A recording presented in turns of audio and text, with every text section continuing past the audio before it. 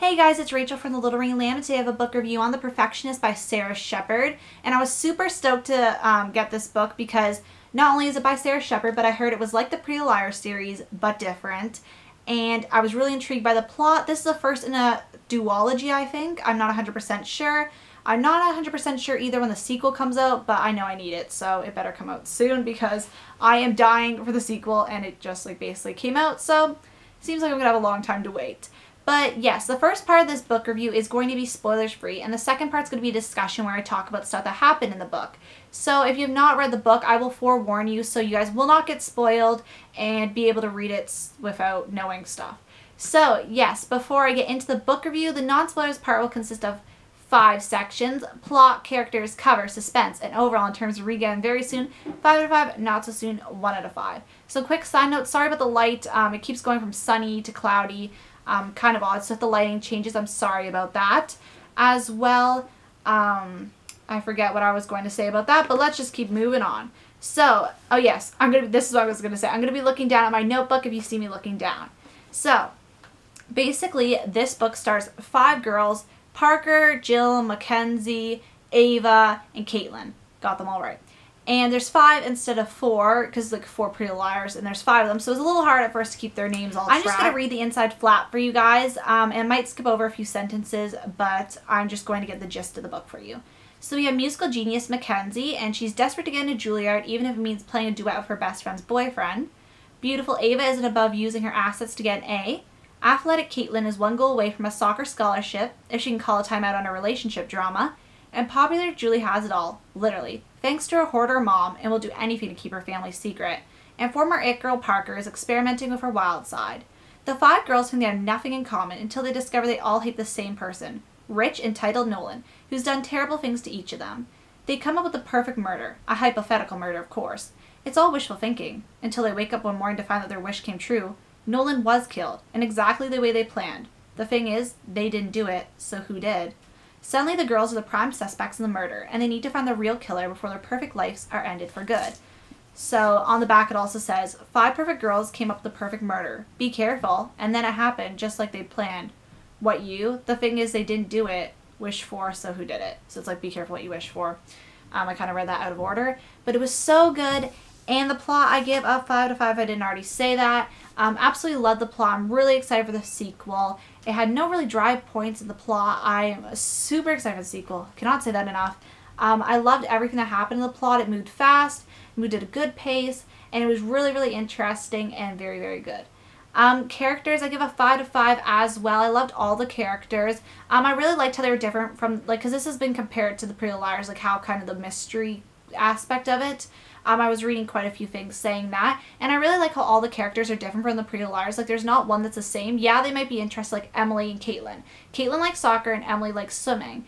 But they have different sports and stuff, and they have different interests. They're not replicas of the Pretty Little Liars, which I really enjoyed because I wasn't sure if they were good. I wasn't sure if that was because how people were explaining it seemed like it was going to be like that. But I really liked how the characters were different from the Pretty Little Liars, and I didn't even compare one to them. So I really liked that because that series is a really long series, and obviously the characters are so ingrained in my mind. I was happy I did not compare any of the characters. Cover I give a 4 out of 5. This cover is not my favorite.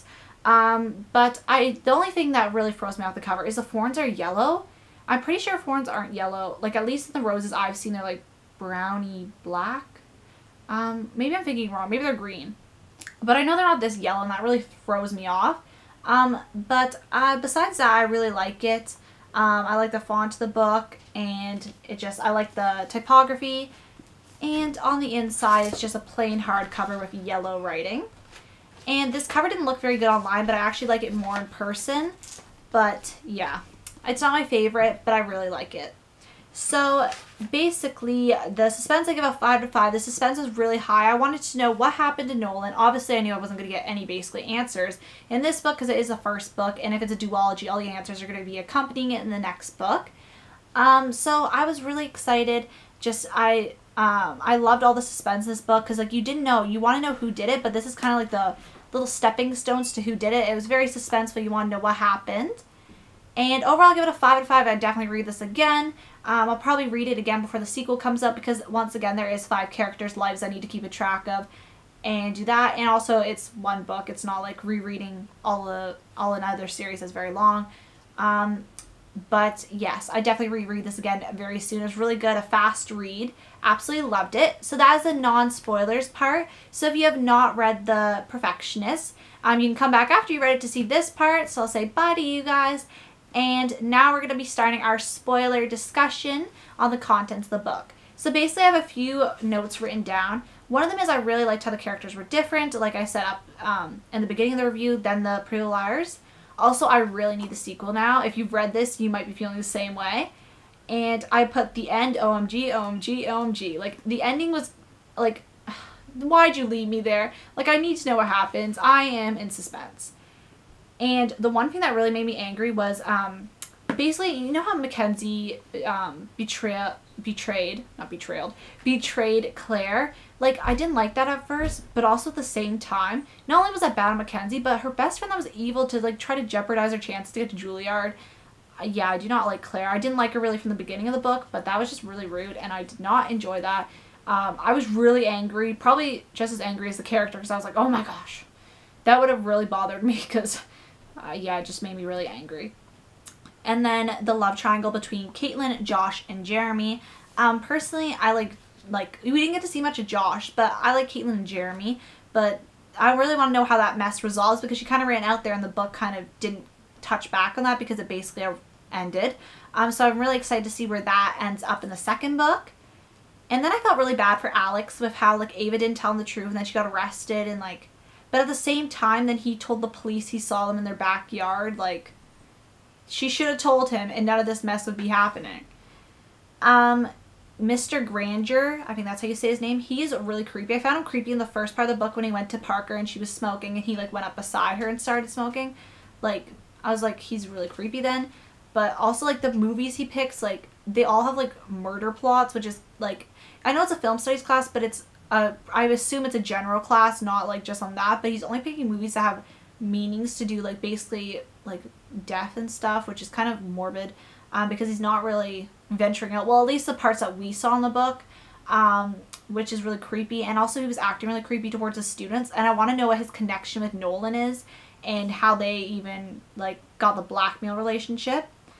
And I put what's up with the therapist. He was very, very creepy, like, following Parker, but I feel like he actually knows what happened and he's not telling them. And yeah, I was like, I do not know what's up with him, but I really want to know why he was following Parker. And I was like, is the murderer actually Parker's dad? And he's trying to get, like, I was, like, thinking, like, if he's out of prison. I don't think he would ever get out of prison because he assaulted her, and, like, hurt her. But you don't really know how, like, you know it's her face, but you don't really know how at the same time. But I was like, is it somebody, like, he hired to screw her life up because she screwed his life up and got in his way or whatever? Like, I don't know if this has to do with her dad, but it's mentioned quite a bit, obviously, because she has trauma, but I don't know if anything's going to come up from that. And I should have wrote more notes while I was reading, but I forgot to write notes while I was reading. The second last thing is I didn't know why when, I think Ashley's her name, she released that Julie's mom was a hoarder. I don't know why she didn't defend her mom, and, like, obviously they're two different people, so I don't get why people would be judging her and being like, ew, like, clearly she doesn't come to school every day a wreck. She has a very clean bedroom and it's her family member. She's not just going to abandon her parent. Like, she could just say that. She could just be like, I didn't want to abandon her. Like, if her friends do not accept her for that, they're obviously not very good friends in the first place. But I don't get why she's freaking out so bad about it. Like, I get because it's a big secret and could ruin her popularity because everything has to be perfect. But at the same time, so many bad things have happened in their town. And I think it's stupid that she's not, like, going to just come free and, like, she's trying to hide it. It's like, yeah, you can hide it, but if it gets out, you shouldn't be, like, horribly, like, I get being embarrassed, but, like, at the same time, you shouldn't, like, if your friends are gonna shade you, like, not shade you, if your friends are gonna stay away from you because of that, they're obviously not very good people, and they should, like, it's not you who's hoarding stuff, so they should judge you on yourself and not other people's behaviors, even if they are your family members. And also, I really want to know who killed Nolan and now Mr. Granger. I wonder who did that, and I have really not really any guesses. Like, there's not very many, like, the person I most suspected was Caitlin, but I don't think not Caitlin, Claire, Mackenzie's friend, not Caitlin, Claire, but I was like, I don't know, because I don't know why she'd screw the other girls over too. She basically already screwed Mackenzie over with that, so I kind of got thrown out the door. But yes, I think the therapist has something to do with that mystery, though. I don't think he killed anybody, but who knows? So yes, that has been my book review on The Perfectionists by Sara Shepard. If you've read this, definitely let me know what you thought in the comments, and let's get a discussion rolling. I want to thank you guys so much for watching. I'll see you guys later. Bye.